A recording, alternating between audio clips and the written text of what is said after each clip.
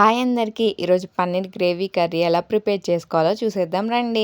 Stove on చేసి ఒక pan పెట్టి అందులో కొంచెం ఆయిల్ యాడ్ చేసుకోండి. నెక్స్ట్ ఇందులోకి చిన్నగా కట్ చేసిన పన్నీర్ పీసెస్ని యాడ్ చేసుకోండి. వన్ సైడ్ ఫ్రై అయిన తర్వాత బ్యాక్ సైడ్ టర్న్ చేసి ఫ్రై చేసుకోండి. ఈ విధంగా ఫ్రై అయిన తర్వాత తీసి పక్కన పెట్టుకోండి. నెక్స్ట్ అదే పాన్ లోకి చిన్నగా కట్ చేసిన ఆనియన్స్, టమాటాని యాడ్ చేసుకోండి. నెక్స్ట్ ఇందులోకి దాల్చిన చెక్క, లవంగాలు, మిరియాలు, అనాస పువ్వు, నువ్వులు, జీడిపప్పు యాడ్ చేసి మిక్సీలో వేసి గ్రైండ్ చేసుకోండి. నెక్స్ట్ ఒక పాన్ తీసుకుని అందులో కొంచెం ఆయిల్ యాడ్ చేసుకోండి. పచ్చిమిర్చి, అల్లం పేస్ట్ యాడ్ చేసి పచ్చివాసన పోయేదాకా ఫ్రై చేసుకోండి.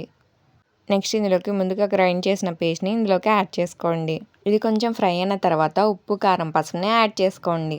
అలాగే ఇందులోకి గరం మసాలా, ధనియాల పొడి కూడా యాడ్ చేసుకోండి. ఒకసారి మొత్తం అంతా కలిసేలా మిక్స్ చేసుకోండి. నెక్స్ట్ ఇందులోకి ముందుగా ఫ్రై చేసిన పన్నీర్ పీసెస్ని యాడ్ చేసుకోండి. కొంచెం వాటర్ని యాడ్ చేసి ఒక 5 మినిట్స్ కుక్ చేసుకోండి. లాస్ట్లో కొత్తిమీరతో గార్నిష్ చేసుకోండి. అంతే, ఎంతో టేస్టీ అయిన పన్నీర్ గ్రేవీ కర్రీ రెడీ.